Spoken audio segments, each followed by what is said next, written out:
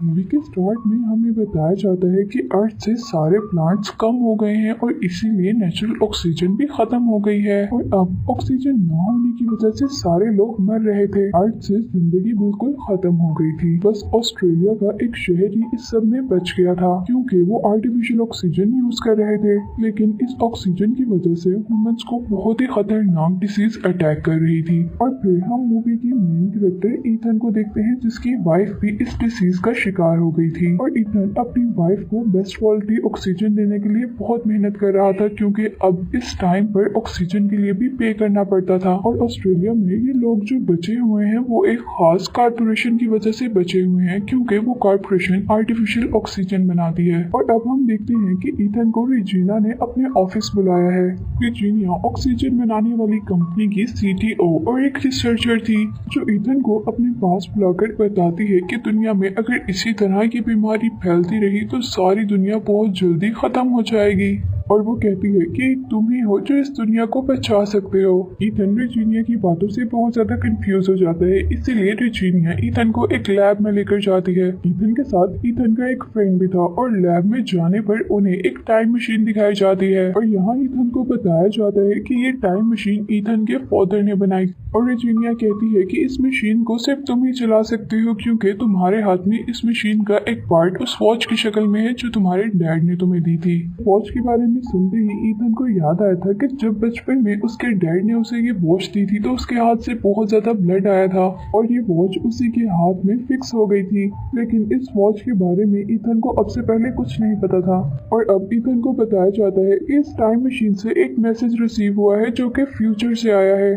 और मैसेज में तुम्हें 400 साल आगे भेजने यानी फ्यूचर में भेजने की बात हो रही है। और यहाँ लैब के डॉक्टर ईथन को ये भी बताते हैं कि हमें पता चला है कि अब से 400 साल बाद ये दुनिया दोबारा पहले जैसी हो गई है, यानी वहाँ प्लांट्स और ऑक्सीजन है और वहाँ का क्लाइमेट भी बिल्कुल नॉर्मल है, यानी वहाँ का एनवायरनमेंट अब दोबारा इंसानों के रहने के काबिल है। और वो कहते हैं कि तुम्हें तुम्हारे फादर की एक्सपेरिमेंट के अकॉर्डिंग वहाँ जाना है और वहाँ से ऑक्सीजन और प्लांट को कलेक्ट करके यहाँ तक लाना है, यानी तुम फ्यूचर से ऑक्सीजन और प्लांट को कलेक्ट करके पास्ट में भेजोगे जिससे हम यहाँ पर दोबारा लाइफ स्टेबल कर लेंगे। ईथन को लग रहा था कि ये सब लोग मिलकर ईथन के साथ कोई गेम खेल रहे हैं और अगर ऐसी कोई सिचुएशन सच में है भी तो ईथन नहीं जाना चाहता था क्योंकि उसकी वाइफ बीमार थी। लेकिन साइंटिस्ट को लगता था कि अगर सच में ईथन वहाँ फ्यूचर में चला जाए तो वो इस वर्ल्ड को ठीक कर सकते हैं। और इसके बाद हम देखते हैं कि ईथन अब अपने फ्रेंड जूड के साथ है जो उसे फ्यूचर में जाने के लिए मना रहा है।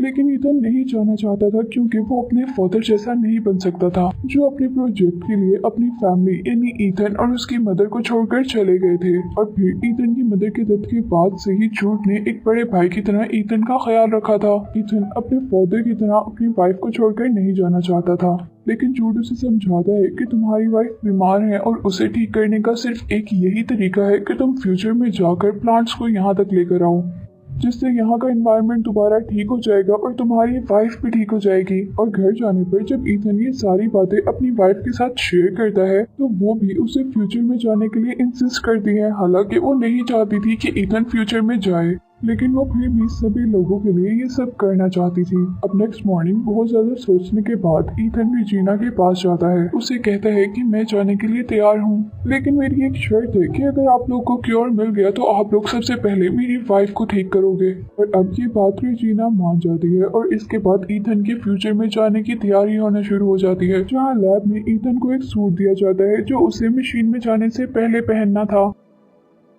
और इस सब के बाद ईथन जब उन लोगों से आगे का प्लान पूछता है तो उनके पास कोई आंसर नहीं था। उनको इस बात का नहीं पता था कि ईथन को फ्यूचर में कौन मिलेगा या वो वापस कैसे आएगा। यहाँ तक कि उनको ये भी बिलीव नहीं था कि ईथन उन प्लांट्स को यहाँ तक ला पाएगा भी कि नहीं। लेकिन अब तो ईथन को जाना ही था और इसके बाद ईथन को एक डिवाइस दी जाती है ईथन को पास्ट से कनेक्टेड रखेगी।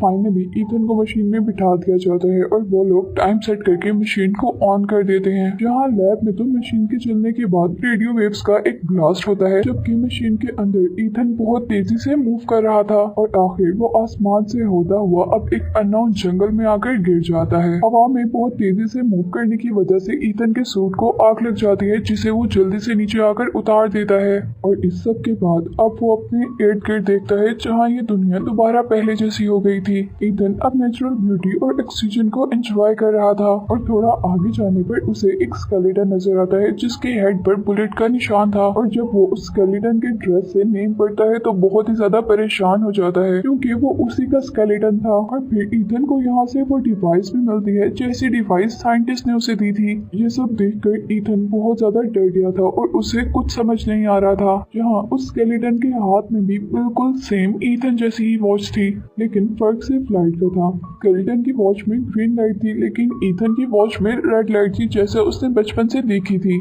और ये चीज उसे थोड़ा सा कंफ्यूज कर गई थी। यहाँ ये सब देखते हुए रात हो जाती है और ईथन रात गुजारने के लिए फायर बनाता है और कुछ बेरीज को ऐसा फूड यूज करता है, लेकिन ये बेरीज पॉइजनस थी जिसकी वजह से ईथन की तबीयत खराब हो जाती है और ईथन बेहोश हो जाता है। और ईथन की तबीयत के बारे में उस डिवाइस की हेल्प से लैब में पता चल जाता है। अब जब ईथन होश में आता है तो उसके पास उसका फ्रेंड जूड था जिसे ईथन को बचाने के लिए पास्ट में भेजा गया था ताकि वो अपना मिशन पूरा कर सके। उसके बाद ईथन और जूड को कुछ आगे जाने पर एक डोर नजर आता है और अब हम देखते हैं कि ईथन का स्केलेटन जो हमने पहले देखा था वो अब इस डोर के आगे था। से हम अंदाजा लगा सकते हैं कि पास्ट में जरूर कुछ चेंज हुआ था। लेकिन उसी दौरान वहाँ से एक स्कैनर निकल कर आता है और ईथन की आई को स्कैन करके वहाँ का डोर ओपन हो जाता है और उस डोर के अंदर जाने पर उन्हें पता चलता है कि ये वही लैब है जहाँ से उन्होंने स्टार्ट किया था। जूडी सब कुछ देखकर बहुत ज्यादा एक्साइटेड हो गया था क्योंकि अब उनके सामने टाइम मशीन थी जिसकी हेल्प से वो दोबारा पास्ट में जा सकते थे।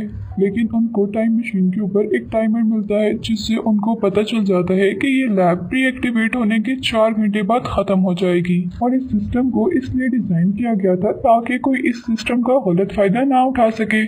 यहाँ ईथन एक होलोग्राम ऑन करता है जहाँ उसके फादर ने इस प्रोजेक्ट की डिटेल्स बताई हुई थी और अब उन्हें जल्दी जल्दी अपना काम करना था, यानी ऑक्सीजन और प्लांट्स को कलेक्ट करके वापस जाना था।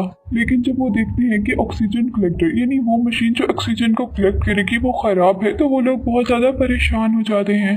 अब उन्हें इस मशीन को 4 घंटों के अंदर अंदर ठीक करके वापस जाना था और अब उनके पास टाइम बहुत ज्यादा कम था। और यहाँ से बाहर जाने पर उन्हें पूरी सिटी प्लांट से कवर मिलती है और जगह जगह ह्यूमन स्केलेटन मिलते हैं जिससे उनको पता चला था कि ह्यूमंस के यहाँ से एक्सटिंक्ट होने के बाद यानी खत्म होने के बाद ही ये सारी सिटी प्लांट्स में चेंज हुई थी, यानी इंसानों के जाने के बाद ही इस दुनिया का एनवायरनमेंट ठीक हुआ था। अब यहाँ ईथन फ्यूचर में अपने घर जाता है और अपने वाइफ के स्केलेटन को देखकर बहुत ज्यादा इमोशनल हो जाता है और फिर ईथन को जो फ्यूचर डिवाइस मिली थी उसके रिकॉर्डिंग ऑन करता है। वहाँ उसे पता चलता है कि जूड ही उसे शूट करेगा और ये रिकॉर्डिंग जूड भी सुन लेता है और सच में उसे शूट करने के लिए गन निकालता है। लेकिन ईथन किसी तरह जूड को रोक लेता है और डिसाइड करता है कि वो मरने से पहले अपनी मशीन को ठीक करेगा।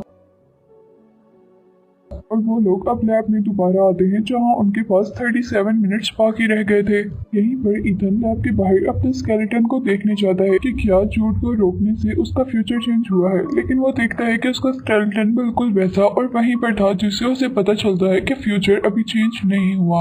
और अब वो फ्यूचर को जानना चाहता था, इसीलिए वो अपनी डिवाइस की बैटरी निकाल कर फ्यूचर की डिवाइस में डालता है जहां उसे वो वीडियो नजर आती है जिसमें जूड ने उसे मारा था। और अब ये देखकर जूड उसे समझाता है कि हमारे बचने के चांस वैसे भी नहीं है और हम ऑक्सीजन कलेक्टर को ठीक करेंगे तो बहुत ज्यादा टाइम वेस्ट हो जाएगा, हमें इससे पहले ही इस टाइम मशीन में बैठकर वहां चले जाना चाहिए। लेकिन ईथन उसकी बात ना मानते हुए उसे एक रूम में लॉक कर देता है। लैब में आकर अपने फादर का रिकॉर्डेड होलोग्राम ऑन करता है और यह होलोग्राम उस दिन का था जिस दिन उसके फादर की डेथ हुई थी। और उस होलोग्राम में ईथन देखता है कि उसके फादर अपनी बनाई गई टाइम मशीन और दूसरी इन्वेंशन से मैनकाइंड को प्रोटेक्ट करना चाहते थे, लेकिन रेजिना उस मशीन को अपने काम के लिए यूज करना चाहती थी। क्योंकि रेजिना अपने मकसद में कामयाब ना हो जाए इसीलिए ईथन के डैड मशीन को ईथन के डीएनए से कनेक्ट कर देते हैं। इसी वजह से वो वॉच पहनने पर ईथन के हाथ से ब्लड आया था।